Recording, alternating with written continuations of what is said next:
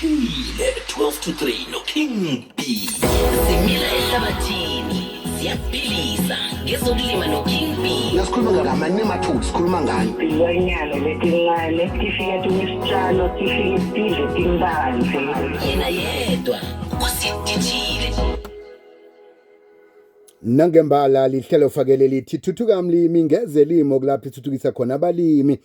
Mntwana ekhaya nangakhe ngibuyekeze nje kancane yakhumbula ukuthi ke South Africa isame khudlwana kutheni ke kube nemali engenako iGDP imali ingeniso ekubonakala kuhle hle ukuthi ke zelimo zilima indima eqhakatheke khulu kwamambala ngokufaka imali engehla kuka 183 billion South Africa phaqobe eminyaka kutsho khona ke bona yi-17.4% imali ngeniso iSouth Africa eyenzako kuthiwa ke la iyakhuphuka qobe eminyaka mvanje ikhuphuke ngo-3.9%. Kutsho khona ke bona zelimo awukwazi ukuthi uzilalisela amehlo ngombana sazi ukuthi siyadla amalanga wonke. Lokho kutsho khona ke bona zelimo fanele zithuthukiswe nalapho esesephasi khona. Nawe ke na umuntu ongisomarhwebo kuyiqaba ke indaba yezelimo le ubone ukuthi angeze wakhona ukuthi uvuke na ngezelimo. Cala msi isifunda seMpumalanga ngomnyango waso wezelimo ukuthuthukiswa kwendawo zemakhaya ihlabathi nebhoduluko esifundeni baletheke ihlelo nanto eliqhakatheke khulu elibizwa nge-Comprehensive Agriculture Support Program iCASPA. Mntatweni apha ke ngikhambisana nosomkhandlu wawo umnyango lo uma ukhethiwe Mweketsi onguye kozosihlahlula ngalo ijima leli ngalo ihlelo leli nekukulapha ekumenywa khona wonke umuntu onehuluphelo ukuthi abe mlimi nawo othomileko ukulima lotshani mhlonitshwa. Ngilotshisa nabalali bonke beGwekwezi FM. Thokoze khulu kwamambala ukuthi sihlanganyele nawe egodu namhlanje njengekanyeni akusicocele nganandi ihlelo leCASP ukuthi kulapho kwenziwani khona bobani abazuzako ngalo. Ngiyabonga kakhulu King B. King B, iCASP siyazi njenge-Comprehensive Agricultural Support Program. Sokuthi uhlelo esinalo ku-department olubukelene nabalimi. Lolu hlelo luqondeke ukuthi lukwazi ukutshintsha indlela i-agriculture engakhona. Kube khona umehluko nendlela beyingakhona. Ukuthi abalimi bethu bazuze. Iqondene-ke nalabalimi esithi yibo abangakwazanga ukuthi bazuze esikhathini sangemuva. Iqondene nalabalimi esithi basafufusa, basafuna ukukhula, bayenza ibhizinisi labo ukuthi lizenzekane. Le program-ke noma lo hlelo lwe-department lukabili uma sesikhipha sithi siyaxhasa. Kukhona la sithi siyaxhasa khona linge-financial kusho ukuthi ngokwezezimali kanti nange-technical support la linika khona kubo zonke izinto ezenzakala ngaphakathi kwebhizinisi noma ngabe i-training noma ngabe i-infrastructure nifuna ukuyisebenzisa ngaphakathi kwebhizinisi lakho. Sithi-ke lokhu kuyaye kusize okunceda ama-farmers wethu or abalimi bethu ukuthi bakhona ukuthi bakhule nabo. Ngelinye ilanga sikwazi ukubakhomba sithi abalimi sebadlondlobele. Lokhu sikwenzela ukuthi bakwazi ukuthi baxhase ukuthi iMpumalanga singathi ngesinye isikhathi sizithole sesithi kuswele ukudla. Baxhase ekuthuthukiseni umnotho wethu waseMpumalanga. Lena-ke iCASP, i-Comprehensive Agricultural Support, sithi iqondene nabalimi abazofaka ba-applye then bese bayaqualify. Uma sebaqualify bayayithatha lokho abazokuthola bayokusebenzisa kumabhizinisi wabo. Uma sesikhuluma nge-infrastructure sithi bazobe babukelele nezinto ezifana ne-irrigation system bayazi abalimi ukuthi ngikhuluma ngani. Lokho kubancedayo ukuthi ukwazi ukuthi lokho abakuproduzayo kukhule kahle kukhule kuyiquality ngendlela abazabe bayenza ngakhona. Lokho hlelo lusha-ke lolesithi irrigation system balenza ngendlela le-advance abathole ngeqhaso. Kanti futhi sithi liyaqhasa kuloko kufana naboma-fertilizer kanye futhi naboma-seedling ama-chemical laba abawayuzayo kubhizinisi labo. Kanti futhi luqhasa nangemishini abayisebenzisa kubhizinisi okufana nama-tractor okufana nama-harvester bayazi-ke bona abalimi ukuthi kubaluleke kangakanani ukuthi babe nawo.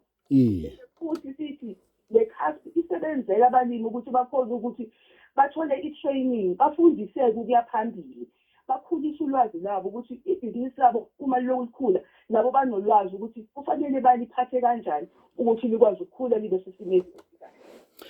Mhlonitshwa ngiyabona la ukuthi enibamemako babantu abatshalileko, abantu abatshala ikoroni, abantu abatshale abafuyileko, abantu abatshale ngikhaya. Kunale kutshala lokhu kwesimanje manje okubizwa ngehorticulture, abantu abakhona nje ukuthi ke balime ngendlela ezihlukahlukeneko, nabantu abafuye inhlambi ekuyinto engakajayeleki ke kithi abantu abanzima. Umuntu ukuthi akulungele ukuthi angathola isekelo leli esikhuluma ngalo leCasper, yini efuneka kokuye? Into yokufuneka yoke sithi thina kubalimi bethu abaphakami kungaze kushaye umhla 11 September 2026. Ithi kunama-ofisi wethu umasipala bonke la bangakwazi ukuthola ama-application form. Mawufika ofisini ucele ukuthi ngifuna le form loku-aplayela for i-CASP, bazokutshengisa ukuthi ugcwalisa kanjani, bazogcwalisa uphinde ubuyise. Sithi futhi sibhekelele abalimi labe sithi basafufusa abakadlondlobale ngaleyo ndlela. Basichaza kabanzi-ke sithi yilaba abangeqi ngale kwemiliyoni wenzuzo abayenzayo. Sithi laba abasakhulakhula kubhizinisi labo. Sithi yibo besibabukelele ukuthi lo hlelo esiza nalo lizokwazi ukuthi lincede bona. Ikakhulukazi sibukelele futhi ukuthi omama, abantu abasha, abantu abanokukhubazeka nabo phela sibashiya ngaphandle abaphakame bathathe le opportunity noma le thuba esilethayo kwi-department bakwazi ukuthi bazuze. Uma usugcwalisile le form sayithubukelele ukuthi kuba khona esidingayo kufanele ukufake lapho njenge-business plan. Phela kufanele sazi ukuthi wenzani kulelo famu lakho. Apply le mali noma lo ncedo noma lo xhaso sokunika lona luzosebenza ini. Kube khona naloko sithi sifuna ukuthi kube yi-proof ukuthi kahle lelo bhizinisi lakho vele indawo kulo elakho vele singalethi kanti uyandlula nje kuphela asazi nokuthi indawo yakabani. Lokho kubalulekile kube lezinye zinto ezi-attachwa kule form ukuthi likwazi ukuthi uma sesibuka mhlawumbe ukwazi ukuthi uphumelele kule hlelo sinabo. Sithi kubantu basekhaya, kubalimi basekhaya abasukume bangene bayofuna kuma-offices wethu ba-apply, mhlawumbe bangaphumelela uma bafake konke lokho. Uma kukhona ongakuqondi kule form unganceni ukuyele ofisini uyofuna ubuze kahle ukuthi kahle la kuchaza ukuthi kufunekela ini. Mhlonitshwa ngiba ngibambele njalo sokudlula entolo nasibuyako siragele phambili ngendaba emnandi kangaka. Ngiyathemba ukuthi ke nabalaleli bayayithabela khulukhulu laba abanombono ukuthi ngesikhathi esizako bafuna ukuthi babe balimi nalabo esele bathomile kodwa nabanganamandla ngendlela efaneleko. Sikhambe siyokuthengisa kubuye siragele phambili.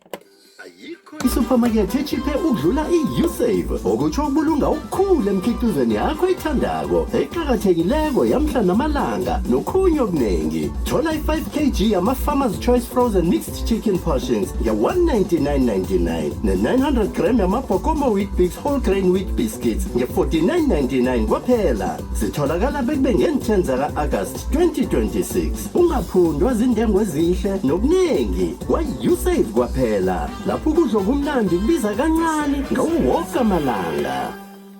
I-clientele ikhona ukuzokuvikela wena nomndeni akho ngezwelo ngombana kuningi. Ama-funeral dignity plans wethu sele asize amaSouth Africa ukufihla ababathandako ngesithunzi iminyaka engaphezu kwe-30. Asikusize wenze isikhumbuzo esithe tsha esihlonipha impilo yakho neyalabo bathandako. Sibhadela kungakapheli ama-hour ayi-24 begodwa uzokubhadelwa ngokubuyelele kabili ngekhava yokubandakanyeka engozini ngomasingcwabisane we-clientele. Amahlelo wethu akabizi, khetha indlela efanele indingo zakho. Kulula ukufaka isibawo, awuhlolwa ubujamo bezempilo begodwa uyakuhlogeka imaphepha. SMS ayikwekwezi ku-44059 ku-44059. I-Clientele Life ye-FSP egunyaziwe konomtjhorensi wempilo onelayisensi. Imibandela itholakala online. Kusebenza indleko ezijayelekileko.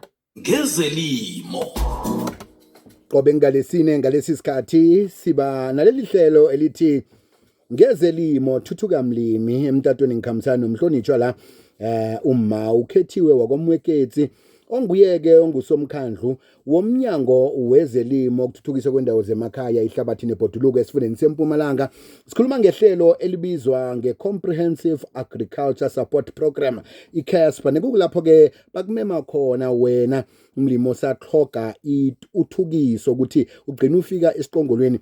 Mhlonishwa, ukhulumise indaba ukuthi kunengi enisekela ngakho. Omunye umuntu uthi mina ngifuyile nginenkomo embili manje ke ngisathayelelwa, niyakhona ukuthi nimngezelelele inkomo nazo eza ikana xolile ukuthi ngifuna ukuthi zenze lokhu nalokhu, nizilanda nangena khona niyabuya nizozithatha, niyamboleka nofana nimpha zona enza kungezelela ngazo eza. Kinzi sinohlelo ngedepartmentini esilibiza ngokuthi masibuyele sibayeni. La khona sibolekisana ngemfuyo. Kinzi siyayibolekisa ngoba sifuna ukuthi ama-farmers wethu uma ithatha ayisebenzisa kahle, ayi-multiply iphindaphindeke. Abasibuyisela kona sikwazi ukuthi siqhubeke sisupporte noma sincede abanye babafuyi bethu abathi nabo sibasalele ngaphandle, siyadinga uxhaso ku-department. Sithi sike siyakunikeza isikhathi esingangaba ngo-5 years ukuthi ukhule ukwazi ukuthi uyiphindaphinde imfuyo yakho. Uma sewuyibuyisa sibona ukuthi mhlawumbe sokunikeza u-100, angeke ukwazi ukumbuyisa wonke lo-100, mhlawumbe sibuyisele u-50, usebenze kahle ubuyisele omunye u-50. Sithanda ukusho kubalimi bethu, siyacela asisebenzisane nabo ngoba abanye siyabanika King B kodwa singasatholi lutho olubuyayo.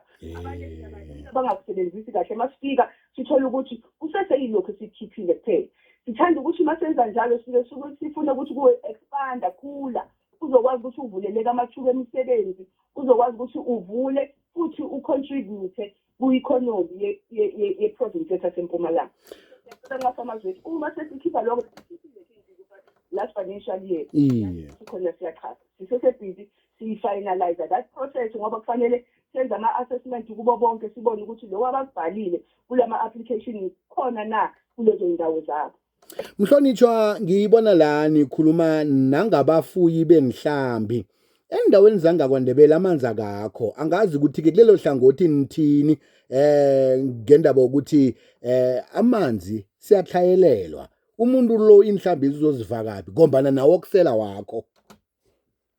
Iqiniso kuba khona indawo la amanzi asoleka khona, lapho siyayisebenza nomasipala ukuthi sikhona ukubambisana, kodwa siyafuna uba nalo uhlelo lwakhe lokuthi ekugcineni abantu bakwazi ukuba namanzi. Kodwa thina sithi siyi-department uma sikhipha le CASP uyakwazi futhi ukuthi lapho uma u-aplayile ubuye uthole, masibiza nge-infrastructure sichazela ukuthi uyakuthola nalokho kuthiwa amabhoholi. Amanzi ezansi singakhona ukuthi sifakele ibhoholi uzochubeka uproduce ukhiqize ukuya phambili. Kufakwe nama-jojo tank azokwazi ukuthi astore la manzi athathe lapha kubhoholi, qhubeke njalo unisele. Futhi sinawo-ke nama-agricultural smart boxes lawo sithi khona ukutshala okwesimanje. La abalimi bethu bakwazi ukuthi uma bawasebenzisa siyazi ukuthi ayakwazi ukuthi abambe amanzi isikhathi eside. Bahlala sibagqugquzela ukuthi nawo bawasebenzise ukulekelela ezimeni ezifana nalezo. Mhlonitshwa, anigcini lapho-ke nineMpumalanga Bridge Fund, ngiba usithathule kiyo iyini yenzani? iMpumalanga Bridge Fund siyi-department of Agriculture, Rural Development, Land and Environmental Affairs. Sihlangene-ke ne-National Empowerment Fund.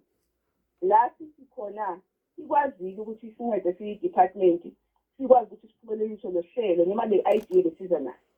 Siyi-department siyeza no-40%, sithi leyo yi-grant from the department. I-NES ize no-60%, isihlangabeze siyi-department. Uma sokuhlangene lokhu siyakwazi ukuthi sixhase umlimi wethu ofaka isicelo othi mina sengibuke ukuthi manje sengidlonzobele ngifuna ukuqhubeka ngiye phambili-ke manje ngibale kuma-commercial farmers. Kodwa uma ngiye emabhenki angitholi uncedo, abafuni ukungiqualifyisa. Futhi uma ngiye emabhenki ngiyabona ukuthi inzuzo abayifunayo iningi kakhulu, kodwa kulohlelo lethu sithi inzuzo noma i-interest sithi iba u-2.5% kuphela. Kodwa esemabhenki uyazi-ke ukuthi ibe iyahluka ngendlela yayo, kodwa lethu siyadiliva ukuthi inika abalimi bethu noma ama-farmers wethu isikhathi sokuthi bakwazi ukuthi babhadale kancane kancane kuloko fanele bakubuyisele emuva. Yilabo sithi sababukelela ukuthi hayi sabadlondlobele sabayagcwalisela nje kwezinye izinto ze-infrastructure ukuthi ibhizinisi likhule impela liye phambili likwazi ukuthi li-supply ndawo zonke. Qinisile Mhlonitshwa. Ngiyancebeza ungene emlomeni yakhumbula ke amabulungelo amabhanki amaningi agijima lapha kubo 14%, amanye ke lapha ku18, amanye ku20, nina 92% yemali eyizuzo oyibuyisako. Hayi imali encancane umlimi angakhona ukuthi ayibhadele. Yebo Kingi.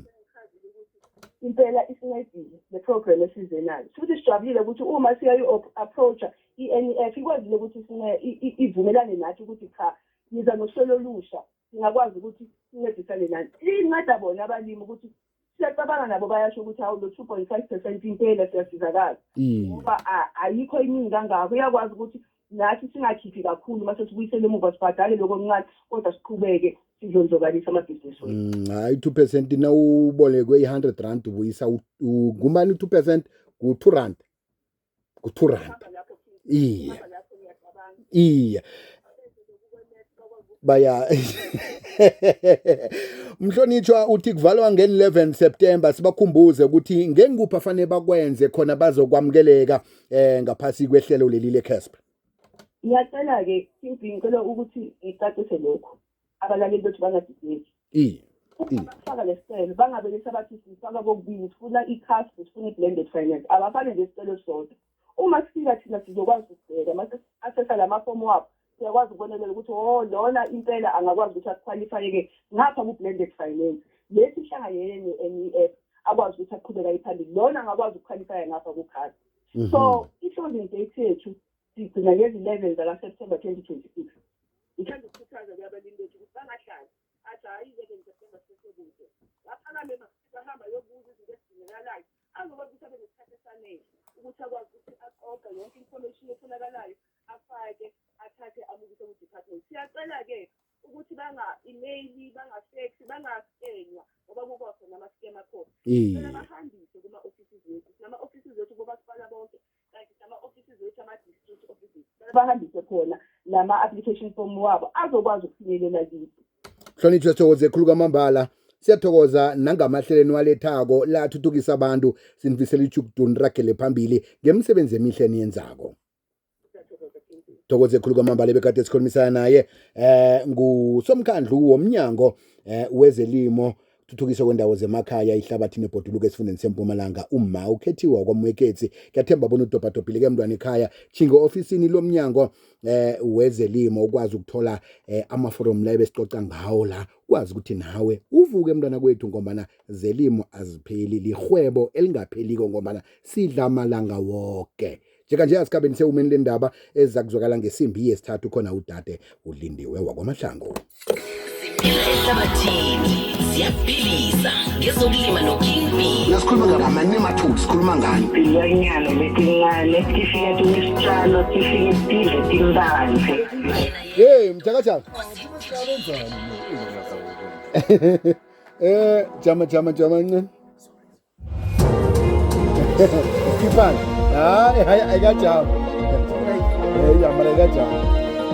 Keep on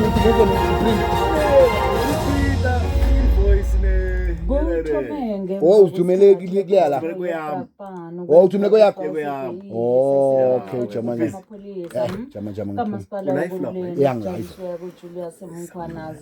Into amara etshale mosina ngathi bathi senze ngayo nje kodwa. Bathi sibuyelele nje. Ukufonela nje bathi ubuyelele nje. Mina phela bese ngithumele vele. Bayafuna sithomise phansi. Ezinyana lezi awalisithathu. Hey, yeah, no. Ish. Hey, man. Ish. Yo.